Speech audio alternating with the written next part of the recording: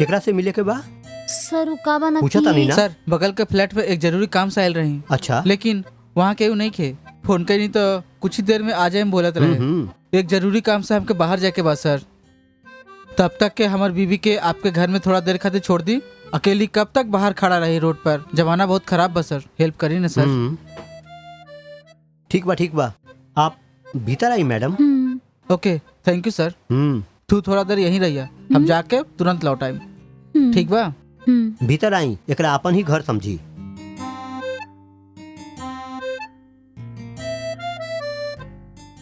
अरे बैठी ना जी। कॉफी चाय बनाई का? ना ओकर कोई जरूरत नहीं है। ठीक बा, आप यहीं पर बैठी, हमके भीतर काम बा, हम चलत आनी। जी आप देख लीजिए।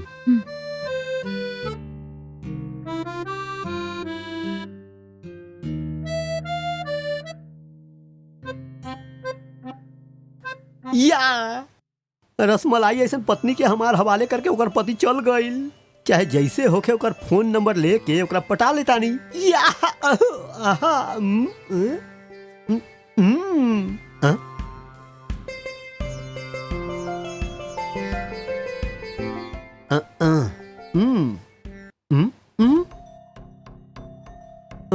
रसमलाई कहाँ गईली? यहीं तो रही, कहाँ गईली अब? बाहर जाके देखा तानी, कहीं लौटते ही नहीं खे। कहाँ गई होगी? बहुत धन्यवाद सर, हमारा काम जल्दी खत्म हो गई। का आप हमारे बीवी को बुला सके नहीं? देखी आपके पत्नी कहाँ गई हमके मालूम ना। ऐसे काहे बात करते हैं सर? हमारे बीवी को तो आपके घर में छोड़ के गए हैं, आखिर कहाँ गई लू? देखी आपके गईला के बाद हम उनका यहीं पर बैठे रही। 5 मिनट के लिए हम कमरा में गई, वापस आके देखनी तो वो यहाँ ना रही, मालूम ना कहाँ गईली। ये आंसर का बोलता नहीं?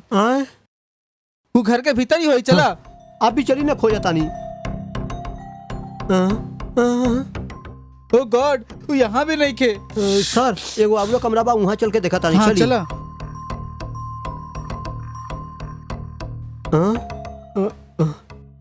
हाय, वो तो यहाँ लेटल भी। आप तो हमको डरा देने। छी।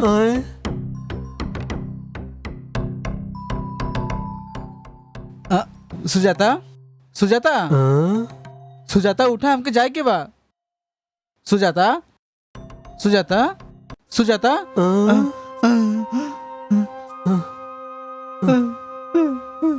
हे भगवान, हमारी बीबी के कुछ हो गइल बा। अभी कमीने तू एकरा साथ का कहला बोला? हम तो इनका हाथ भी ना लगैनी, हमके कुछ ना मालूम। अबे तू ही एकरा इज्जत तोड़ के एकरा मार देला ना। रुका, अभी हम पुलिस के फोन करता नहीं। तनी हमार बात सुनी, हम आपके पत्नी के कुछ ना कइले है। अरे हम खून नहीं कइले, हमार बात पर विश्वास करी ना प्लीज। दया करके पुलिस के फोन मत करी।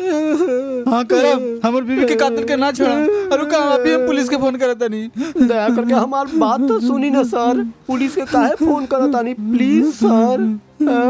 हमार किस्मत खराब बा। सर हम चला मान ले रही कि तू हमारे बीवी के ना कातिल कैला, लेकिन हमारी बीवी तो मर गई। अब हम का करी? जवाब दा सर, हमके भी समझ में नहीं आवत का करी हम। आप ही कुछ बताई ना सर। अच्छा ठीक बा, तू हमके 50,000 रुपए दे दे। हमारी बीवी के मौत बीमारी से हो गई, ऐसा हम बोल दे। सर हमारे पास 98 भी नहीं के सर, ATM जाके लावे के होकी। आप यहीं रही, हम लेके आवत आनी। ना तुम्हारे पास फोन पे चाहे गूगल पे होई ना, हाँ ओकरे से अभी तुरंत तू हमके पैसा दे दे। सर क्या हो गए, सब हमारी किस्मत। नंबर बताई सर। इधर दा।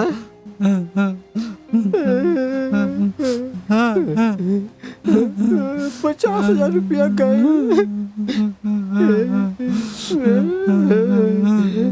पैसा पहुंच गए थे, देखी तो 50,000 ही ना? हाँ सर, हमसे पूछा था। ठीक बा, जैसे भी हो हम ही सब मैनेज कर लें।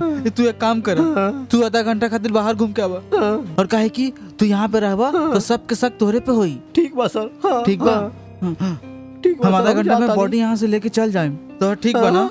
ठीक बा सर, आपके हुक्म सर। आंखों पर सवेरे के कर मुंह देखनी, आज हमारे 50,000 रुपया भी चल गए। सुजाता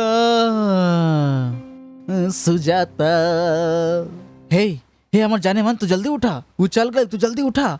अरे बाप रे, हमार शेरनी तू जल्दी करा। तू तो बॉलीवुड के पछाड़ दिलो। वो अभी तक यही सोचता रहे कि तू मर गेलू। रुका, अब हमने के यहाँ ना रुके चाहिए। जल्दी से निकले के। ठीक बा।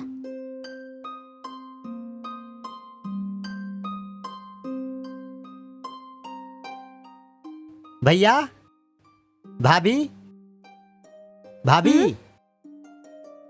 हाँ प्रदीप, अंदर आ जाओ। हाँ, आवा तानी भाभी।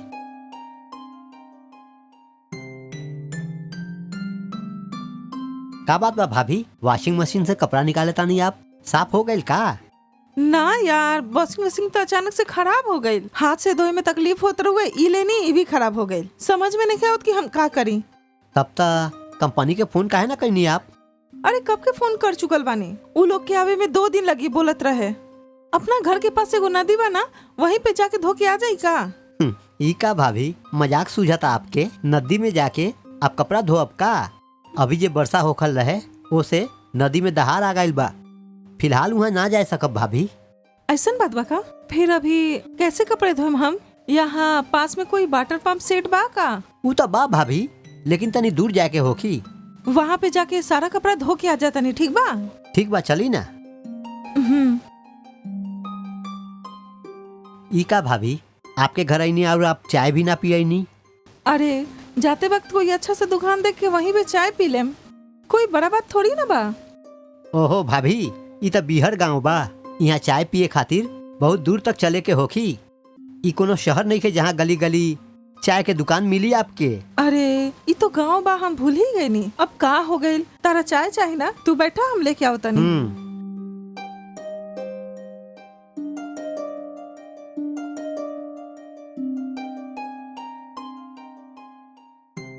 इला हाँ। चाय पिया। थैंक यू भाभी। कैसन लगल?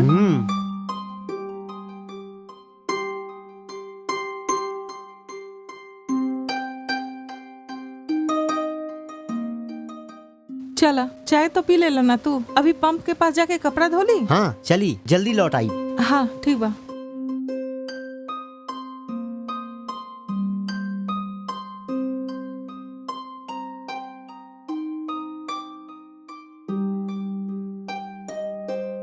हम बंद करी का? हाँ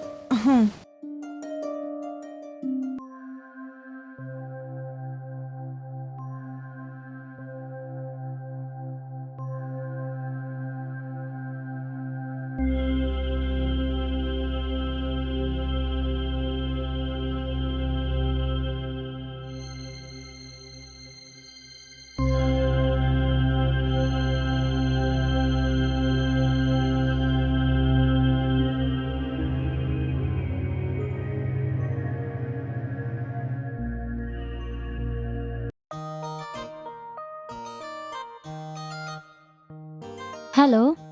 हेलो मैडम, हम पहले ही आपके इंस्टाग्राम पर मैसेज कर ले रहे, याद बा? अरे हाँ, का बात बा बतावा। बात दरअसल ई बा, हम एगो सिनेमा बनैले हैं और ओकरा हम अच्छा से प्रमोट करेला चाहता नहीं मैडम। ये सब लेके आपसे कुछ हम बात कर सकता नहीं का मैडम? प्रमोशन के खातिर? हाँ ठीक बा, आजा। हम अपन लोकेशन शेयर कर देता नहीं, आप यहाँ पे आ जाएं, बाकी के बात हम लोग साथ में कर लें। Okay madam, thank you.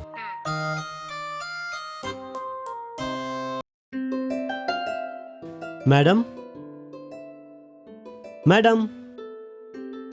ओ आ गई नहीं आप? आई ना, हाँ, मैडम। अंदर आई। Thank you madam. बैठी। ठीक बा। चाय कॉफी कुछ ले माँ? कोई बात ना, इट्स ओके। अरे आप एक मूवी डायरेक्टर बानी, आप अपन मूवी के प्रमोशन खातिर हमार घर बात करे आयल बानी। चाय नाश्ता भी ना दिन तो अच्छा थोड़ी ना लगी। रुकी, हम अभी लेके आवता नहीं। ओके ओके जी। इली। धन्यवाद। इट्स ओके।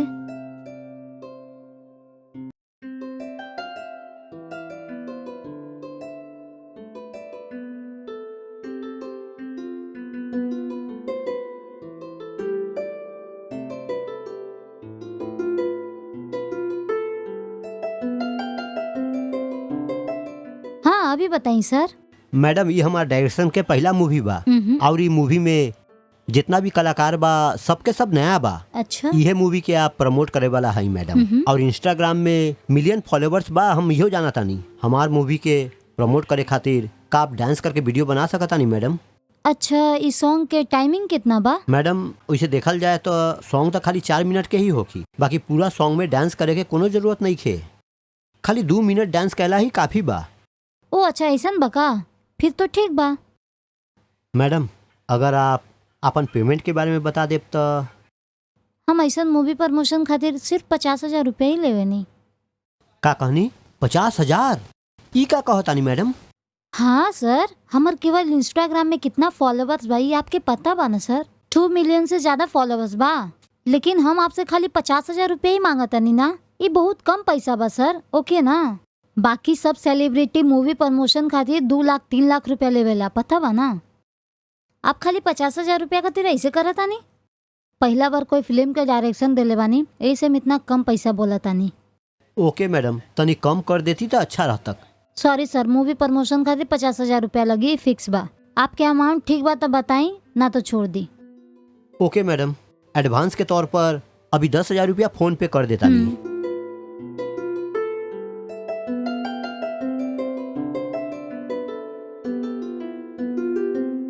हाँ पैसा मिल गई ना? हाँ आ गई, थैंक यू। मैडम हम आपके ऑडियो लॉन्चिंग के इनविटेशन भेज देब मैडम, और वहीं पर आपके बाकी पैसा दे देब हम। ओके ठीक बा। ओके मैडम, टाइम हो गई, हम चलत आनी। ओके सर, बाय। बाय। हमरा जैसन लड़की से प्रमोशन कराए खातिर लाखों के पैसा देवेला आदमी, और ये बाकी खाली 50,000 रुपया खातिर इतना भाव खाता।